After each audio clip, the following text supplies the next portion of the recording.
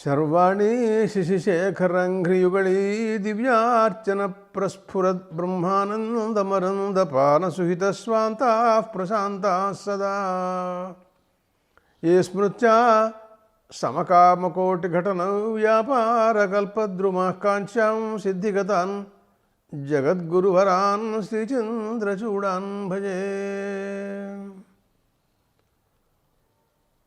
ఉపనిషత్తులలో ముండకోపనిషత్తు ప్రాముఖ్యాన్ని చెందినటువంటిదిగా కనపడుతోంది. కారణం ఏమిటి అంటే, ఈ ఉపనిషత్తు అటు అపర విద్య ఇటు పరవిద్య రెండింటినీ కూడాను జోడించి వివరించి విషయాన్ని అందించినటువంటిది కాబట్టి దీనికి ఒక రకమైనటువంటి ప్రాముఖ్యం కనపడుతోంది. ఈ ఉపనిషత్తు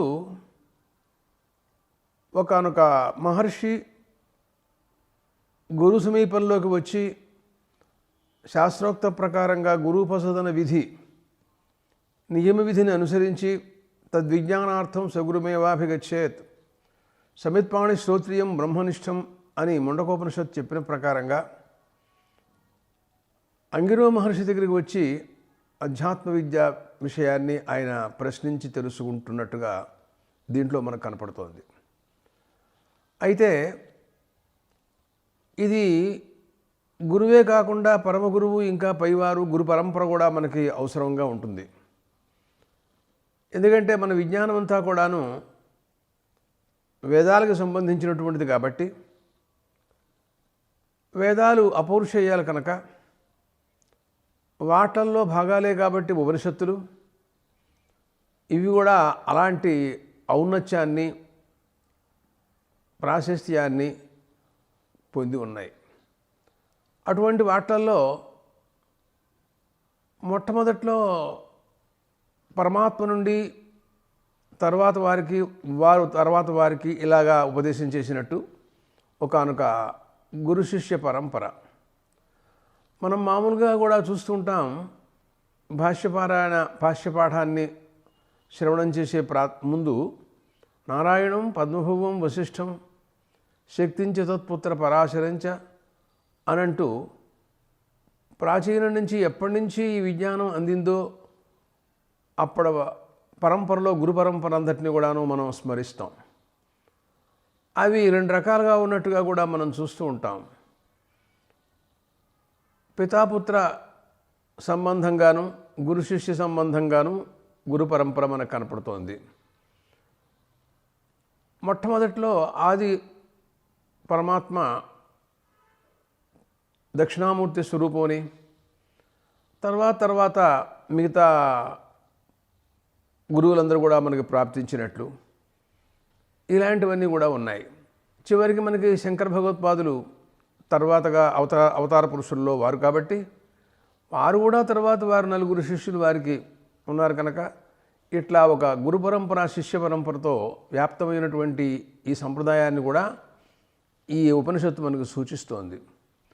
ఇంకా ఉపనిషత్తులు కూడా భృగుర్వైవ రుణి వరుణం పితరముపససార అధీహ భగవో బ్రహ్మేతి అనంటూ అది కూడా ఇలాంటి సంబంధాన్ని గురు పరంపరని మనకి తెలియజేసింది. ఇంకా నచికేతోపాఖ్యానం కానీ, అలాగే చాందోగ్యంలో తత్వమసి శ్వేతకేతువు కానీ, ఇట్లా ఎక్కడ చూసినా కూడా గురు శిష్య పరంపర చాలా గొప్పగా కనపడుతోంది. అటువంటి వాట్లల్లో మనం ఇంకా శ్వేతాశ్వతర మంత్రం ఒకటి వింటుంటాం.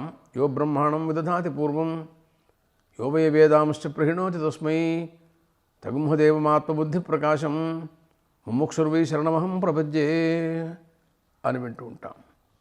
పరమాత్మ మొట్టమొదట్లో బ్రహ్మకి సృజించి వారికి ఉపదేశం చేసినట్టు వేదాలని, వారు తర్వాత అనేక మందికి ఉపదేశం చేసినట్టు ఇలాంటి విజ్ఞానం లోకంలో వేదాలలో ఉపనిషత్తులలో చాలా చోట్ల ఇలా మనకు కనపడుతోంది. అదే విధానం ఈ ఉపనిషత్తులో కూడా చూస్తే బ్రహ్మాదేవానాం ప్రథమస్సం బభూవ విశ్వస్య కర్త భువనస్య గోప్తా సబ్రహ్మ విద్యాం సర్వవిద్యా ప్రతిష్టాం అథర్వాయ జ్యేష్ఠపుత్రాయ ప్రాహ అని. మొట్టమొదట్లో బ్రహ్మ, ఆయన మొదటివాడు, దేవతల్లో కల్లా మొదటిగా ఆవిర్భవించినటువంటి వ్యక్తి. అదే మనకి మంత్రం తైత్రీయం హిరణ్యగర్భస్సమవర్తతాగ్రే భూతస్య జాతఃపతిరేక ఆసీత్ అనంటూ హిరణ్యగర్భుడు బ్రహ్మ మొట్టమొదట్లో ఆయన ఆవిర్భవించినట్టుగా మనకి చెప్పింది. అలాంటి వాడు. దేవతలంటే వాళ్ళు అనాదిగా అలాగా మళ్ళీ సృష్టి ప్రళయం అయిపోయి మళ్ళీ సృష్టి ప్రారంభంలో మళ్ళీ దేవతలు అలా వస్తూనే ఉంటారు. వాళ్ళు ఎవరో కొంతమంది వారి వారి పుణ్యానికి అనుగుణంగా స్వర్గలోకాలకు పెడుతూ ఉంటారనే మాటలు కూడా ఉన్నాయి. కానీ నిత్య దేవతలు వాళ్ళు ఎప్పుడు కూడా అలా ఉంటూనే ఉంటారు. కానీ వాళ్ళందరికంటే కూడా మొదటివాడు హిరణ్యగర్భుడు. అందువల్లనే ప్రథమ సంబభూవ అని మొట్టమొదట్లో ఉందన్నమాట. ఆయన ఈ సృష్టిని అంతటినీ కూడాను విస్తరింపజేసి రక్షించడం కానీ అన్ని బాధ్యతలు ఆయనవే. ఆయనే అసలు సృష్టికర్తగా వర్ణిస్తోంది ఇక్కడ మంత్రం. విశ్వస్యకర్త భువనస్య గోప్త. ఆయన ధర్మజ్ఞాన వైరాగ్యాది ఐశ్వర్యాదులు చాలా గొప్పగా ఆయనలో ధర్మం, జ్ఞానం, వైరాగ్యం, ఐశ్వర్యం ఇవన్నీ కూడా స్థిరంగా పరిపూర్ణంగా ఇవి ఉంటాయి ఆయన దగ్గర. ఏదో కొద్దో గొప్ప కొంతమంది దగ్గర ఉంటాయి, కానీ అవలక్షణాలు ఇంకా ఎక్కువగా కూడా ఉంటూ ఉంటాయి మిగతా వాళ్ళ దగ్గర. కానీ అలా కాదు, పరిపూర్ణమైనటువంటి ధర్మజ్ఞాన వైరాగ్య సంపన్నుడు అన్నమాట అర్థం ఆయన. అలాంటి వాడుగా మొట్టమొదట్లో దేవేంద్రాదుల కంటే కూడా మొట్టమొదట్లో ఆవిర్భవించినటువంటి మహాత్ముడు ఆయన. ప్రథమ సంబభూవ, మొదటివాడంటే ప్రధానుడనే కూడా అర్థం కూడా వచ్చేస్తుంది మనకి. ఆయన తర్వాత తనకి పరమాత్మ నుండి లభించినటువంటి బ్రహ్మ విద్య, ఈ బ్రహ్మ విద్యని తర్వాత వారికి అందరికీ కూడాను ఆయన అందించాలని నిర్ణయించుకున్నారు.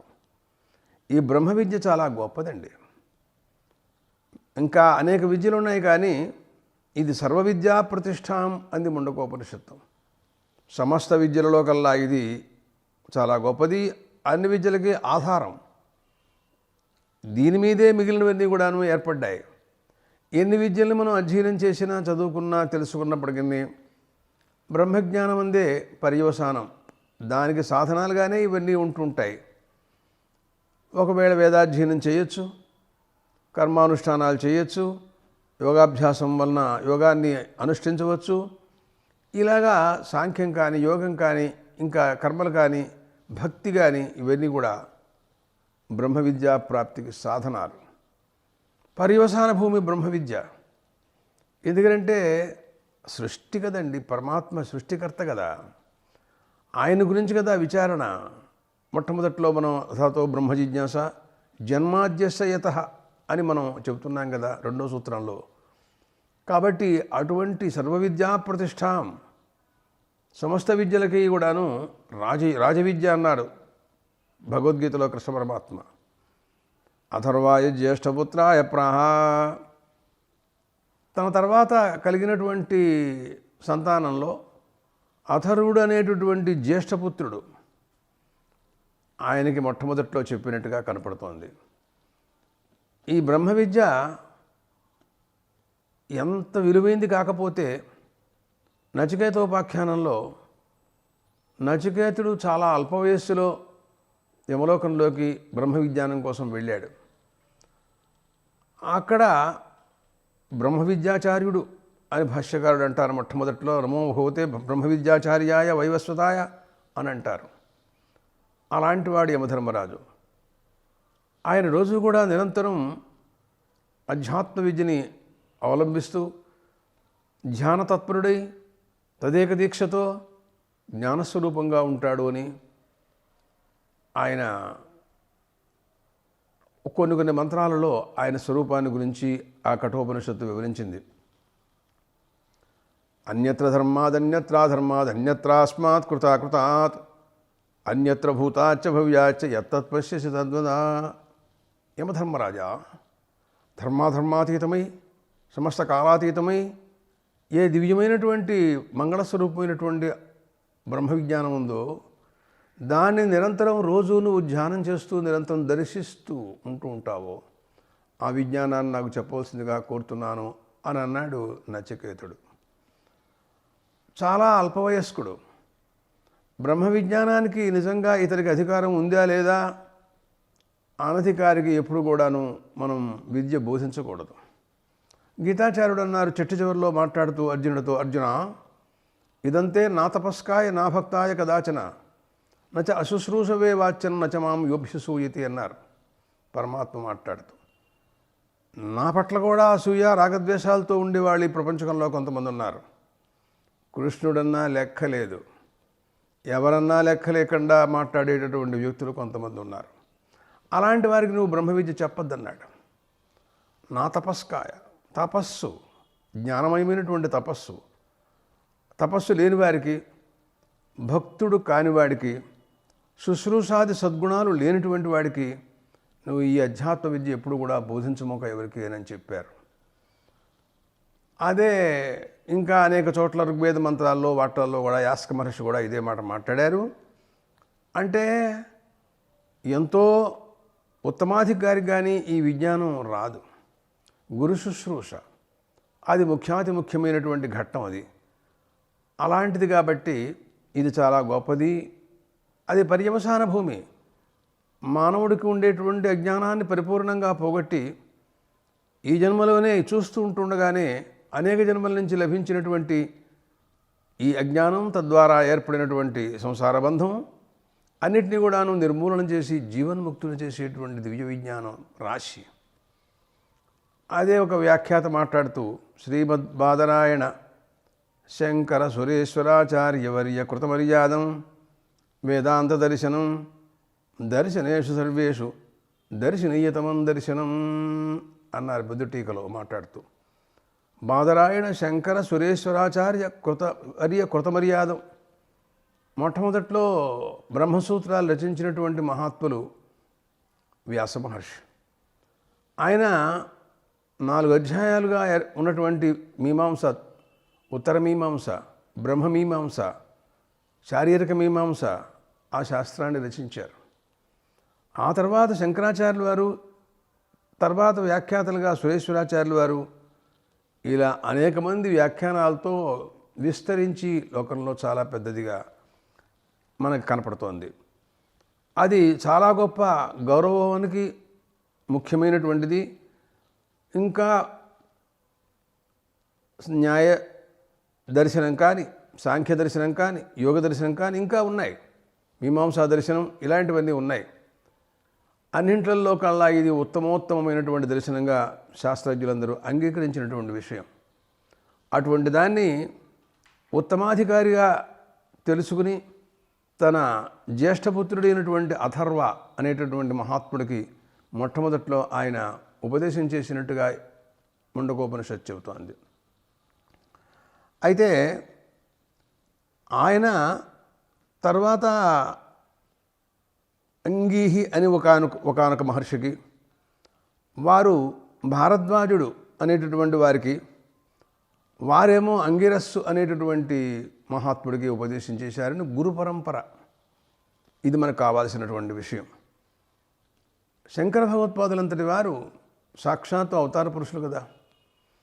ఏ గ్రంథాల్లో ఎక్కడ ఎలా ఉంటాయో నాకు తెలియదు, కానీ శంకర భాష్యం ప్రతి భాష్యం చివర, ఆ ప్రకరణం చివర శ్రీమద్ గోవింద భగవత్ పూజ్యపాద శిష్య శ్రీ శంకరాచార్య కృత అని రాసి ఉంటుంది. అంటే వారంతటి వారు గురువు పేరుతో కూడా, అంటే వారు గురువునికి నమస్కారం చేసి గౌరవంతో వారు భాష్యం రాయొచ్చు. అది గ్రంథంలో కూడా ఎందుకు పెట్టారు అని. శిష్య శిక్షాయి గ్రంథతో నిబధ్నాతి అంటూ ఉంటాడు వ్యాఖ్యాతలు ఎప్పుడు కూడాను. ఆయనలాగా తర్వాత శిష్యులు కూడా మా గురువుగారు ఫలానా వారి దగ్గర మేము అధ్యయనం చేశాం అని మనం చెప్పుకోవాలి. గురువు సంకీర్తనం చేయాలి. గురుం ప్రకాశయేద్ధీమాన్ అని లోకంలో ఒక విధి ఉంది. గురువుని గురించి చెప్పాలి. కాబట్టి శంకరాచార్యుల వారంతటి వారే అలా చెప్పారు అంటే మాండూక్య కార్యక్రమంలో చివరిలో వారు రాసుకుంటూ పరమగురు పాదపాతైర్న తోస్మి అని పరమగురువులు గౌడపాదాచార్యుల వారికి కూడా నమస్కారం చేసినట్టుగా ఒక శ్లోకం ఉంది. అంటే అలాంటి వారు కూడా మహాత్ముల అవతార పురుషులైన ఏదో సామాన్యంగా మిగతా శాస్త్రజ్ఞులాగా చదువుకోవటం కాదు, సాక్షాత్తు పరమశివుడే భూలోకంలోకి అవతరించారు. వారు కూడా ఆ సంప్రదాయాన్ని ఆ రకంగా రక్షించినట్టుగా మనకు కనపడుతోంది. కనుక ఇది శ్రౌత సంప్రదాయం, శృతి ఉపనిషత్తు అలాంటిదన్నమాట. అయితే ఇప్పుడు వీరు భరద్వాజ మహర్షి అంగిరస్సుకి చెప్పగా అంగిరస్సు శౌనక మహర్షికి తర్వాత బోధించినట్టుగా దీంట్లో కనపడుతోంది. శౌనక మహర్షి వెళ్ళి గురూపసుతన విధి శౌనకో హవై మహాశాలో అంగిరసం విధివదుపసన్న అనుంది ఇక్కడ. ఆయన అంగిరో మహర్షి దగ్గరికి శాస్త్ర సంప్రదాయాన్ని అనుసరించి వెళ్ళారట. గోవింద భగవత్ పూజ్యపాదుల దగ్గరికి శంకరాచార్య వారు కూడా అలాగే వెళ్ళారు. ఈయన ఎక్కడో కేరళలో ఈయన ఆవిర్భవించినట్టుగా మనం చరిత్రకారులు చెప్పారు మనకి. తల్లిగారు ఆవిడ అనుమతి ఏమైనా తీసుకుని ఆయన గురువు దగ్గరికి వెళ్ళి శాస్త్రీయమైనటువంటి సన్యాసం తీసుకోవటం కోసమని ఆయన చాలా ప్రయత్నం చేశారు. ఏదో మొత్తం మీద నచ్చ చెప్పి ఆవిడ్ని ఆయన గోవింద భగవత్ పూజ్యపాదులు ఎక్కడుంటారు అని విచారిస్తే ఎక్కడో నర్మదా నదీ తీరం మధ్యప్రదేశ్లో ఉంది ఇది. అక్కడికి వెళ్ళి అక్కడ గురువుగారి దగ్గర వారు శాస్త్రసమ్మతంగా సన్యాసాశ్రమాన్ని స్వీకరించినట్టుగా మనకి చరిత్రకారులు చెబుతున్నటువంటి విషయం విద్యారణ్య స్వామి రచించినటువంటి శంకర విజయ గ్రంథంలో ఉన్నటువంటి మాటలు. వారే అలాగా గురువు దగ్గరికి వెళ్ళి అలాగా విజ్ఞానాన్ని పొందారు అంటే మిగతా వాళ్ళ సంగతి వేరే చెప్పేదే ఉంది. ఇన్ని విన్నా మనకుండేటటువంటి అజ్ఞానము మరోటో కారణాలు నేను చెప్పలేను. గురువుల్ని పిలిపించుకుని మనం వింటూ ఉందామనేటువంటి భావాలు లోకంలో అక్కడక్కడ లేకపోలేదు. నమస్తేభ్య అది వాడు చూపెట్టేసేయండి ఆ విషయాలు, మనం దాంట్లో మనుషులం కాదు. కాబట్టి ఆయన విధివదుపసన్న తద్విజ్ఞానార్థం సగురుమేవాభిగచ్చేత్ సమిత్పాణి. ఏదో గురువుకి పుష్పం పత్రం ఫలంతోయం అలా నిరక్తహస్తంతో వెళ్లకుండా అక్కడ పెట్టి నమస్కారం పెట్టి, నేను ఇలా అధ్యాత్మ విద్యని తెలుసుకోవటం కోసం వచ్చాను, తమరిని గురువుగా నిర్ణయించుకున్నాను, మీరు నాకు ఈ విషయాన్ని బోధించమని మేము ప్రార్థిస్తున్నాను అని ఈ రకంగా ప్రార్థించాలి. అదే విషయం భృగురువైవా రుణేవరుణం పితరముపసార అధీహి భగవో బ్రహ్మేతి అనే ఉపనిషత్తు కూడా చెప్పింది. అంతేకాని ఏదో యుక్తి ప్రత్యుక్తులతో వ్యాజంతో వారిని దగ్గర నుంచి విషయాన్ని రాబట్టడం అనే ప్రయత్నాలు మనం చూస్తుంటూ ఉంటాం. చాలా అవి అపకారాలు కానీ ఉపకారవి కావు, అవి దానివల్ల ప్రయోజనమేం లేదు. అయితే ఈ మహర్షి నిజంగా బ్రహ్మజ్ఞానానికి వేదాంత శ్రవణానికి ముఖ్యమైనటువంటి ఆశ్రమం సన్యాసాశ్రమం అని, సన్యాస శ్రవణం కుర్యాత్ అని ఒక మాట ఉంది. కానీ ఈ మహర్షి అలాగా తురీయాశ్రమంలో వాడు కాదు. ఇది మహాశాల అని అర్థం పైన మూలంలో ఉంటే మహాశాల మహాగృహస్థ అని భాష్యకారుడు అన్నారు. అంటే చాలా గృహస్థాశ్రమంలో చాలా గొప్పవాడు అని దానికి అర్థం. అంటే గృహస్థాశ్రమంలో తన ఆశ్రమ ధర్మాలని అన్నింటినీ కూడాను నిర్వహించడమే కాక ఇంకా శమధమాది సాధన సంపద, అలాగే వైరాగ్య సంపత్తి, ముముక్షుత్వం, ఇవన్నీ కూడాను ఆయనలో మొదటి నుంచి ఉన్నాయన్నమాట. గృహస్థాశ్రమం అనేటటువంటిది ఒకానొక ఆశ్రమ సంబంధం వలన ఏర్పడేటటువంటిది, ఒకానొక మానసికమైనటువంటిది, ఒకానొక రకమైనటువంటి ఆశ్రమం. అది అనేక రకాలుగా ఉపకరిస్తుందని చెప్పాలి మనం. లోక కళ్యాణానికి ఉపకరిస్తుంది, లేక రుణత్రయాపాకరణ కోసమని, మానవుడు పుట్టంగానే రుణత్రయాలతో పుడతాడని, జాయమానో వై బ్రాహ్మణ త్రిభిర్ణవాజాయతే బ్రహ్మచర్యేణ ఋషిభ్యో యజ్ఞేన దేవేభ్య ప్రజయా పితృభ్య ఏష వా అనునో యః పుత్రీ యజ్వా బ్రహ్మచారి వాసి అంటూ తైత్రీయం చెబుతోంది. పితృరుణం, ఋషిరుణం, దేవతారుణం మనకు 3 ఉంటాయి. దేవతల అనుగ్రహంతో మనం ఆహార పదార్థాలు, ఉదకం వీన్ని కూడా పొందుతున్నాం. తద్వారా అన్నం ఎన్ని కూడా మనం లభిస్తోంది, మనం తీసుకుంటున్నాం. ఇంకా అధ్యాత్మంలో ఆలోచిస్తే దేవతానుగ్రహం చేతి ఇంద్రియాలన్నీ కూడాను పనిచేస్తున్నాయి. కాబట్టి వారికి రుణపడి ఉంటాం కాబట్టి దేవతారుణము. అలాగే వేద వాంగ్మయంతా కూడాను ఋషుల వలన మొట్టమొదట్లో మనకి సృష్టి ఆది నుంచి మహర్షులు తపస్సు చేసి సమాధిలో వారు పూర్వకల్పీయమైనటువంటి వేదాలన్నిటి కూడాను స్మరించారు, వాటిని రక్షించారు, తర్వాత శిష్య పరంపరలో అందించారు. అది ఈరోజు వరకు వస్తోంది. కాబట్టి ఆ విజ్ఞానమే అది ఇంకా అనంతమైనటువంటి విజ్ఞానం. వారికి రుణపడి ఉన్నాం కాబట్టి ఋషులందు కోసం తర్పణ, ఉదకం ఇవ్వటమే, అంతకంటే ఏం లేదు, అధ్యయనం చేయటం. ఇలా పితృరుణం, మరి మాతాపితృ తల్లిదండ్రుల యొక్క సంబంధం లేనట్లయితే మనకి ఈ శరీరము, ఈ మేధాశక్తి, ఈ గురువులు ఆశ్రయించడం, వేదాధ్యయన అసలు ఏమీ లేదు, జన్మే లేదుగా. కాబట్టి వీటన్నిటిని కూడా తీర్చుకుని తర్వాత నువ్వు సన్యాసాశ్రమానికి వెళ్ళాలి అని ఒక మాట ఉంది. కానీ ఇవన్నీ కూడా ఎప్పుడో ఎక్కడైనా ఒకసారి తీర్చుకుంటే సరిపోతుంది. అంటే ఒక జన్మలో ఒకవేళ వాటన్నిటిని కూడా నువ్వు తీర్చుకుని ఆ జన్మలో టైం చాలక తర్వాత జన్మలో వెంటనే వాడు విరక్తుడై బ్రహ్మజ్ఞానానికి ప్రయత్నాలు చేసి ఉండవచ్చు కూడాను.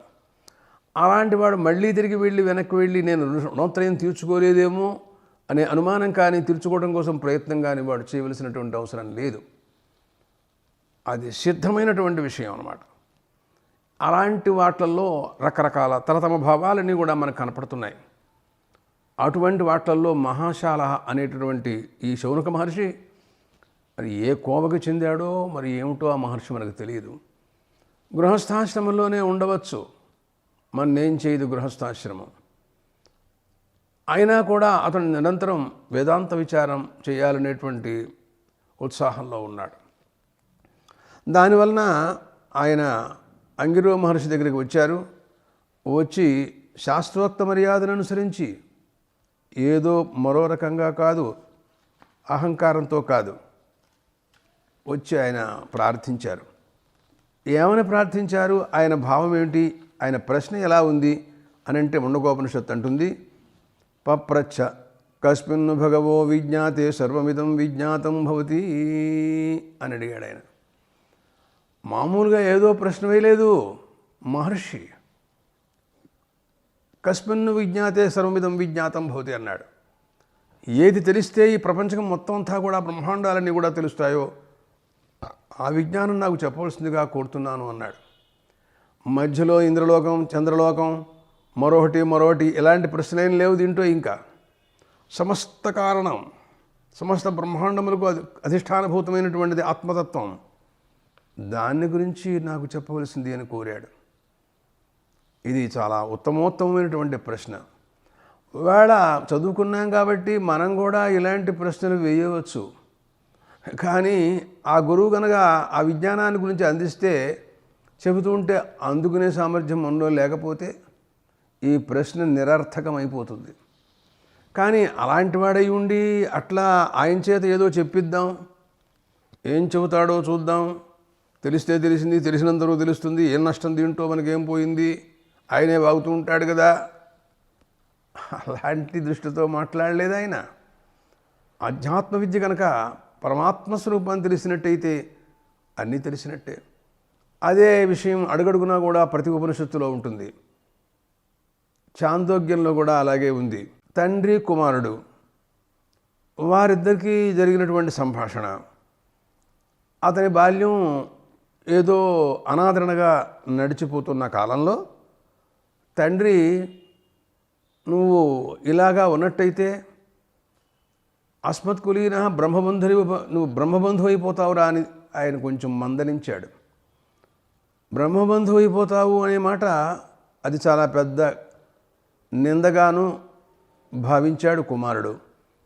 అంటే ఏమిటి, తర్వాత నీకేమీ చదువు రాకపోతే మా తండ్రి మా తాతలు ముత్తాతలందరూ పెద్ద పెద్ద గొప్ప పండితులండి అని చెప్పుకుని వాళ్ళ పేరు చెప్పుకుని బతకవలసినటువంటి దుస్థితి నీకు వస్తుందిరా అని దానికి అర్థం అన్నమాట. అది ఈ రోజుల్లో దుస్థితిగా లేదు. ప్రతి వాళ్ళు ఆ పనే చేస్తున్నారు. ఎందుకంటే ఎవరికి వస్తున్నాయి విజ్ఞానాలు? మా తాతగారు పెద్ద సోమయాలు గారండి, మా తాతగారు పెద్ద గణపాటి గారు, ఇవి చెప్పుకుంటున్నారు అందరూ. వెంటనే దానికి అతను స్పందించి గురుకులానికి వెళ్ళి మళ్ళీ 12 సంవత్సరాలు మళ్ళీ తిరిగి వెనక్కి రాకుండా అధ్యయనాలన్నీ చేసి వచ్చాడు. అతనికి అప్పటికి వెళ్ళేటప్పుడు 12 సంవత్సరాలు, వచ్చేటప్పుడు 24 సంవత్సరాలు. ఆ తర్వాత అతను చాలా గొప్ప విద్యాహంకారంతో ఉన్నట్టుగా అర్థమైంది. తండ్రి చూశాడు రాగానే, మనిషిని చూడంగానే తెలుస్తుంది. అతని యొక్క మనోభావం అంతా కూడా అర్థమైపోతుంది మనకి. అంటే ఇతను ఏదో విద్య అనేటటువంటిది మానవుడికి నిజంగా అది శమాన్ని, నిరహంకారత్వాన్ని ఇవ్వటాని కోసం కావాలి. కానీ అదే విపరీతంగా భావంతో కూడా ఒకప్పుడు పరిణమించవచ్చు. వాళ్ళ సంస్కారాన్ని బట్టి ఉంటుంది, మనం ఏం చేయలేము అది. కాబట్టి అతను చాలా అహంకారంతో వ్యవహరిస్తున్నట్టుగా చూచాడు. నాయనా ఎన్ను సౌమ్యేదం మహామన అనూచానమానీ స్తబ్ధోసి నూతతమాదేశమప్రాక్ష అని అడిగాడు.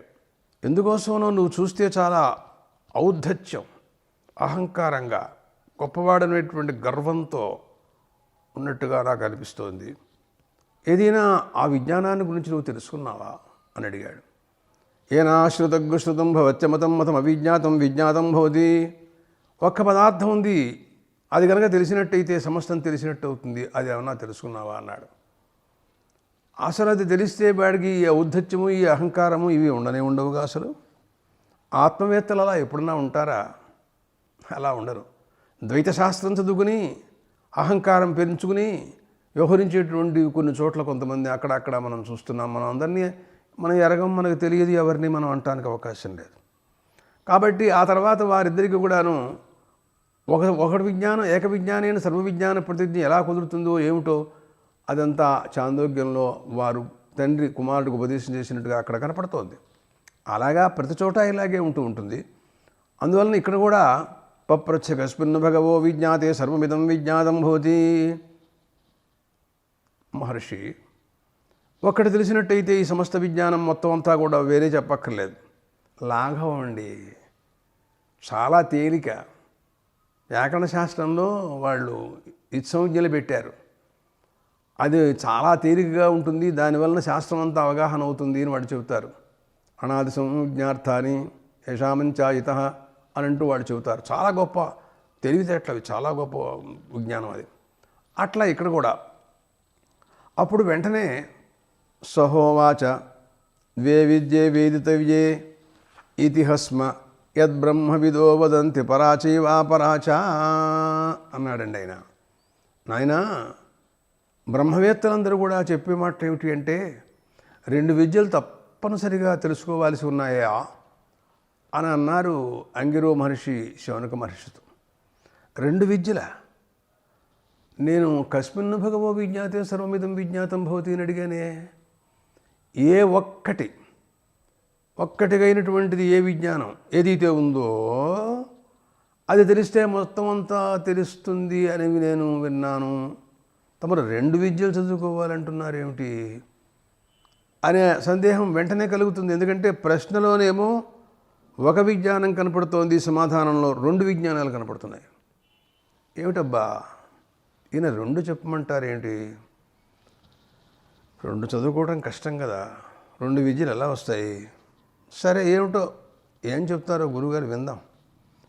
తత్రాపరా ఋగ్వేదో యజుర్వేదో సామవేదో అథర్వవేద శిక్షాకల్పో వ్యాకరణం నిరుక్తం ఛందో జ్యోతిషమితి. అపర విద్య అంటే ఏమిటో మొట్టమొదట్లో చెప్పారు. 4 వేదాలు అన్నారు, షడంగాలు అన్నారు, ఒక్కొక్క వేదానికి అనేక శాఖలు ఉన్నాయన్నారు. చెప్పినట్టే ఇవన్నీ కూడాను. అలాగా ఋగ్వేదానికి, యజుర్వేదానికి, సామవేదానికి అనంత మొత్తం చూసే వాంగ్మయం అంతా కూడా అనంతం. ఎన్ని శాఖలు ఉన్నాయంటే మనం చాలా గొప్పగా ఉంటుంది. అట్లా ప్రతిదానికి ఈ శిక్షాకల్పములు ఇవన్నీ కూడాను శాస్త్రాలు, ఇవంతా కూడా అపర విద్య అని ఆయన బోధించారండి. అపర విద్య అంటే మరి నేను పరవిద్యను తెలుసుకోవడానికి కోసం వచ్చానే, ఇది ఎలాగా, దీని గురించి మళ్ళీ చెప్పమని అడగటమా, లేకపోతే వారికి తెలుసు కాబట్టి వారే వివరిస్తారా? వారికి ఈ మాత్రం తెలియకుండా ఉండరు సర్వజ్ఞులైన గురువులు. యయా తదక్షర అథ పరా యయా తదక్షరమధిగమ్యతే తదద్రేశ్యమగ్రాహ్యమగోత్రం అవర్ణం అచక్షుశ్రోత్రం తదపాణిపాద్యం నిత్యం విభుం సర్వగతం సుసూక్ష్మం తదవ్యయం యద్భూతయోనిం పరిపశ్యంతి ధీరాహ అన్నారండి ఆయన. ఆహా, ఈ అపర విద్య కనుక నువ్వు స్వాధీనంలో నువ్వు పెట్టుకున్నట్లయితే పరవిద్య నీకు స్వాధీనమవుతుంది అని రెండింటికి సంబంధ బాంధవ్యాలు చెప్పేశారు ఆయన. ఓహో, అలాగా. అంటే ఇప్పుడు మనం పరవిద్య తెలుసుకోవాలి అన్నట్లయితే అపర విద్యలో కూడా మనకి ప్రవేశం ఉండాలి అన్న సంగతి తెలిసింది. ఇక్కడ సందేహం, అపర విద్యని వీరు ఎప్పుడైతే ఋగ్వేద, యజుర్వేద, సామవేదాలన్నీ చెప్పారో కేవలం వేదాధ్యయనం మాత్రమే కాదు, వేదముల యొక్క పరిపూర్ణ అర్థజ్ఞానం, శిక్ష, వాగుచ్చారణం, ఈ మంత్రముల చేత కర్మానుష్ఠానములలో ఏ క్రియలు చేస్తాయో కల్పసూత్రం, అర్థజ్ఞానానికి సంబంధించినటువంటివి వ్యాకరణము, నిరుక్తము. ఛందశాస్త్రం లేనిది అసలు ఆ బృహతి, త్రిష్టుప్, జగతి, అనుష్టుప్, పంక్తి వినేటటువంటి ఛందస్సులు, ఆ విజ్ఞానం చాలా విశిష్టమైనటువంటిది. ఆ విజ్ఞానంతో వ్యాప్తమై ఉంటుంది ఎప్పుడు కూడా వేదవాంగ్మయం అంతా కూడాను. ఆ ఛందస్సులు చాలా విలువైనటువంటివి. అలాగా జ్యోతిష్శాస్త్రం, కాలం తెలియకపోయినట్టయితే నువ్వు ఏ రోజున అధ్యయనం చేయాలో, అధ్యయనం చేయకూడదో, దర్శయాగం ఎప్పుడు చేయాలో, పూర్ణిమాయాగం ఎప్పుడు చేయాలో, వసంత ఋతువేదో ఏ కాలము ఏ అనుష్ఠానానికి ముఖ్యమో నీకేం తెలియదు అసలు. కాబట్టి ఇవన్నీ కూడాను వారు ఉపదేశం చేశారు. ఈ వేట్లల్లో నీవు గనక ఆరితేరినట్లయితే తర్వాత నీకు పరవిద్య సులువుగా తెలుస్తుంది అని అన్నారు. అంటే ఇప్పుడు శౌనక మహర్షి ఒకవేళ దీంట్లో ఇదివరకే ఆరితేరి ఉన్నట్లయితే అప్పుడు ఆయనకి ఈ విజ్ఞానం వారు ఉపదేశం చేయక్కర్లేదు కదా. కావచ్చు, ఆరితేరి ఉన్నా కూడా ఈ విజ్ఞానాన్ని తెలుసుకోవడంలో తప్పేం లేదుగా. ఎందుకంటే గృహస్థాశ్రమంలో ఉన్నట్టుగా అర్థమవుతోంది. ఆయన అధ్యాత్మ విద్య కోసమని, పరవిద్య కోసమని కస్మిన్ భగవో విజ్ఞాతే సర్వమిదం విజ్ఞాతం భవతి, అసలు ఆ ప్రశ్న చిత్రమైనటువంటిది. అడిగాడు అంటేనే ఆయన చాలా విరక్తుడు, బ్రహ్మ విజ్ఞానానికి పరిపూర్ణ అధికారం కలవాడన్న సంగతి స్పష్టమవుతోంది. అయినా ఈయన అపర విద్యల గురించి బోధిస్తున్నారు అంటే దీంట్లో అభిప్రాయం ఏమిటి అంటే, ఒకవేళ ఈయన అంతకుముందే అపర విద్యానుష్ఠానమంతా కూడా పూర్తి చేసుకుని ఆ విజ్ఞానం వలన పొందవలసినటువంటి చిత్తశుద్ధి, ఏకాగ్రచిత్తత, శమదమాది సాధనములు, సంపద, వైరాగ్య సంపత్తి, ఇలాంటివన్నీ కూడా ఆయనకి ముముక్షుత్వం ఉన్నట్లయితే అప్పుడు ఈ విజ్ఞానం ఆయనకి కూడా చెప్పచ్చు. ఆయన్ని దృష్టిలో పెట్టుకుని ఉపదేశం చేస్తే ఈ విజ్ఞానం ఆ స్థాయి లేనటువంటి వారికి ఉపకరిస్తుంది. అర్జునుడిని ఉద్దేశించి కృష్ణ పరమాత్మ భగవద్గీత చెప్పారు. ఆయన స్థితప్రజ్ఞుడే, తక్కువవాడేం కాదు అర్జునుడు. అయినా ఆయన బోధించారు. ఆయన ప్రబోధ ఈ రోజు వరకు కూడా ప్రపంచంలో అందరికీ ఆదర్శంగా ఉంది. మహాత్ములు అడిగేటటువంటి ప్రశ్నలు వారికే పరిమితం అవుతాయని అనుకోవద్దు మనం. ప్రపంచకాన్ని దృష్టిలో పెట్టుకుని కూడా వారు ప్రశ్నించవచ్చు. ఆ ప్రశ్న వలన వరీయానేషతే ప్రశ్న లోకవిత్సమ్మత అన్న 2వ స్కంధ ప్రారంభంలో భాగవతంలో పరీక్షణ్ మహారాజు గారి గురించి, మహారాజా నువ్వు వేసినటువంటి ప్రశ్న అందరికీ ఉపకరించేటువంటి ప్రశ్న అడిగావాయా? ఎదురుగా ఉన్నాడు కాబట్టి ఆయనకి చెప్పడం వరకే అది పరిమితం అవుతున్నట్టుగా మనకు భావించవచ్చు. కానీ తర్వాత ఆ విజ్ఞానం అందరికీ అందుతుంది కాబట్టి అందరికీ ఉపకరిస్తుంది అనే విషయం మనం దాంట్లో తెలుసుకుంటున్నాం. అలా ఇక్కడ కూడా ఈయనకి ఈ ఉపదేశం చేయటం వలన మిగతా లోకానికి అంతటికీ కూడాను అది ఆదర్శంగా ఉండి ఆ ఉపదేశం ప్రయోజనకారి కావచ్చు. మరొకటి ఒకవేళ ఈయన ఈ అపరవిద్యలో నిష్ణాతులే అనుకోండి, ఒకవేళ అనుకున్నా కూడా తను కూడా ఈ కర్మానుష్ఠానాలని వీటిని అపరవిద్య విధానాలని కూడా అనుష్ఠిస్తూ ఉండవచ్చు కూడాను. ఎందుకనంటే అది లోక సంగ్రహం కోసం చేస్తారు. యోగిన కర్మ కుర్వంతి సంగం త్యక్త్వా ఆత్మశుద్ధయే అన్నాడు గీతాచార్యుడు. యోగులు కూడా కర్మానుష్ఠానాలు చేస్తూ ఉంటారు. వారికి దానివలన ఈ రోజున కొత్తగా చిత్తశుద్ధి కానీ మరొకటి కానీ వారికి శబదబాధ సాధన సంపద కానీ లభించాల్సినటువంటిది అవసరమేం లేదు. లేకపోయినా కూడా వారు లోక సంగ్రహం కోసం చేస్తారు అని ఇలాంటి ప్రసంగాలు చాలా ఉన్నాయి. కాబట్టి ఈ శౌనక మహర్షికి వీరు అపరవిద్యని బోధించారు, తర్వాత పరవిద్యను కూడా బోధించడానికి పూనుకున్నారు.